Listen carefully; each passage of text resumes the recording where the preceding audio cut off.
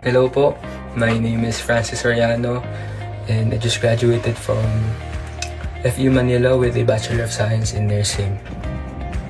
Hi everyone, my name is Mary Jane Ticas Rishanes and I'm currently working at Accenture and I am a former youth leader of STBP MPC.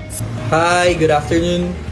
My name is JC Octaviano, one of the former youth leaders of STVP MPC Cooperative way back 2014 to 2018, I think. And now, a registered nurse working at Pasig City General Hospital, at the same time doing my part-time job as a school nurse here at Santolan. Hi guys, my name is EJ Ocampo and I'm currently working at the Pasig City General Hospital as a registered nurse. So hi guys, I am Sarah Anbongas and I am currently a third year BS Pharmacy student from the University of the Philippines, Manila. And I was an STVP MPC youth leader during my high school years. Hello guys, ako si Kuya Lawrence. Isa ako sa mga youth leader sa ating Santo Tomas de Villanueva Parish Multi-Purpose Cooperative. May share lang ako sa inyo. Sobrang laki ng naitulong sa akin ng pagiging parte ng STB Co-op Youth Leaders. Una dyan yung pagkakaroon ng time management. Napakalaking bagay na matutunan mo sa iyong buhay ang pagkakaroon ng time management, lalo na kung ikaw ay estudyante, working student, or ikaw ay scholar na pinagsasabay yung pagkakaroon ng social life. And pangalawa, yung pagkakaroon ng galang at respeto sa kapwa.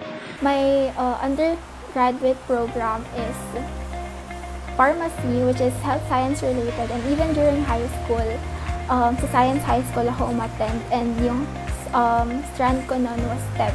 But do you know that even if I'm considered as a woman in STEM, I am a member and head of various finance-related events and organizations, and currently I am the Vice President for Finance of THP, or the HOPE Project, which is a university-wide organization in the University of the Philippines, Manila.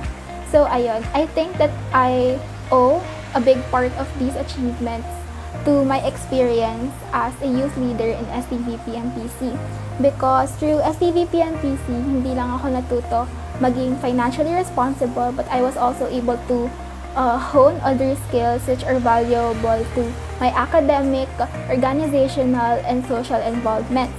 Tapos natuto rin ako or nahasa ko yung communication skills ko and socialization skills ko, which I know hindi lang beneficial ngayon sa college but also kapag nag-work na ako in the future.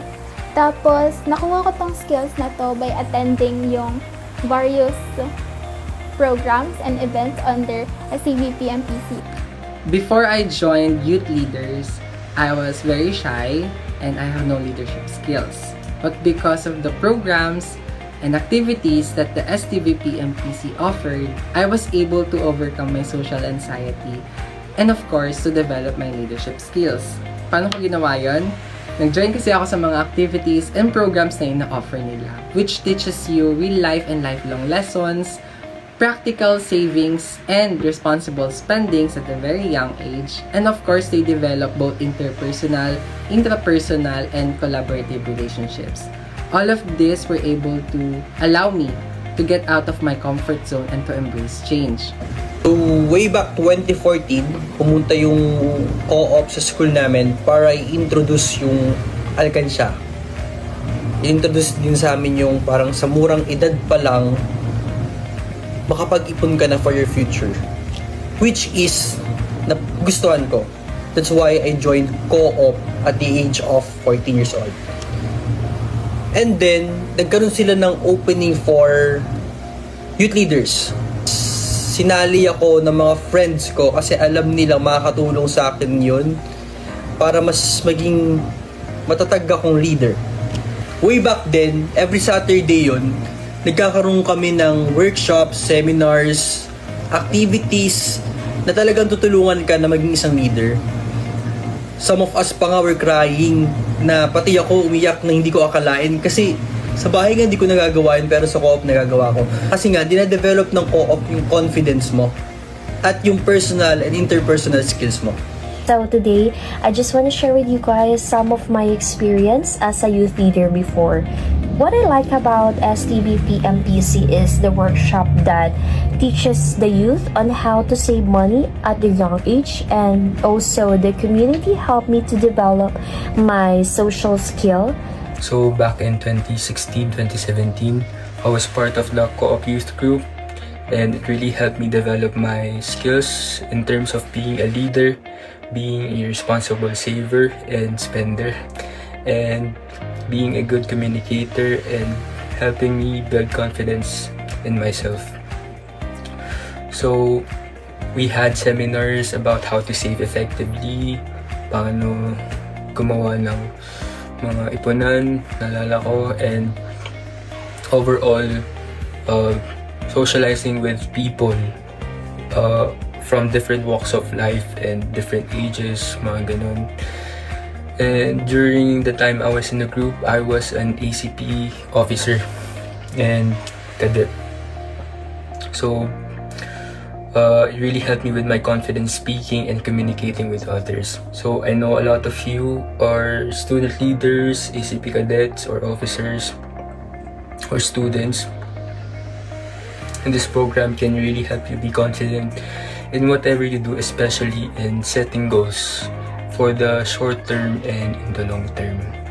And now I am able to use those skills in communicating with patients back while I was in college, and being responsible adult in the community. Naalala ko noon, umattend ako ng mga aflatoons, leadership trainings and seminars. Tapos may mga health-related din na events like fun run and clean-up drives. Tapos, ayun, very fun yung events na to sa akin, and marami talaga ako natutunan. There are a lot of programs and activities that the Cooperativa offers, but there are 4 that strikes me the most. First one is where I started with, which is the STVP MPC Junior Bowling Tournament, which I started at the young age, which is 7 years old, and I joined as a member. And for the span of 7 years, from member, I transitioned into leader, which allows me to develop more of my leadership skills. Second one is youth camp. It is a recreational way to develop your leadership skills. Third one is your aflatoon. It is a seminar that allows you to introduce yourself as a leader, and of course to develop your confidence as well. And fourth one is more of a recreational, which is cooperative. Cooperativa's Ka-Olympics, which is so fun, and I encourage you to join. And what is my favorite activity in the community was the youth camp. Since for me, it's not about entertainment, but also help us to develop valuable skills and friendships. May 3 activities yung co-op na naalala kong nagustuhan ko way back then. Yung una yung co-op Olympics, na hindi ako marunong sumayaw, pero dahil sa co-op, natutunan kong sumayaw sa harapan ng maraming tao. Pangalawa yung pag-organize naming youth leaders ng Color Fun Run na ginawa sa buong Santolan, na hindi ko akalain at the young age ay kaya pala mag-organize ng ganong event. Pangatlo, yung youth camp. Yung youth camp na tinuruan kaming lahat at i-develop yung skills namin sa pagiging leader. Kaya ko, sana sama niyo ulit kami. Dahil sa iba't ibang activities ng STBP MPC ay mas natutunan ko itong pahalagahan. Na-develop ko yung mga ganitong skills ay dahil sa gabay ng mga mas nakatatanda sa amin, nakikinig, inuunawa at kinikulusan ko yung mga bagay na gusto kong ma-improve sa sarili ko dahil sa mga taong nakapaligid sa ating kooperatiba. Yung pinakatumatak sa akin na activity na STBP MPC ay yung Co-op Olympics.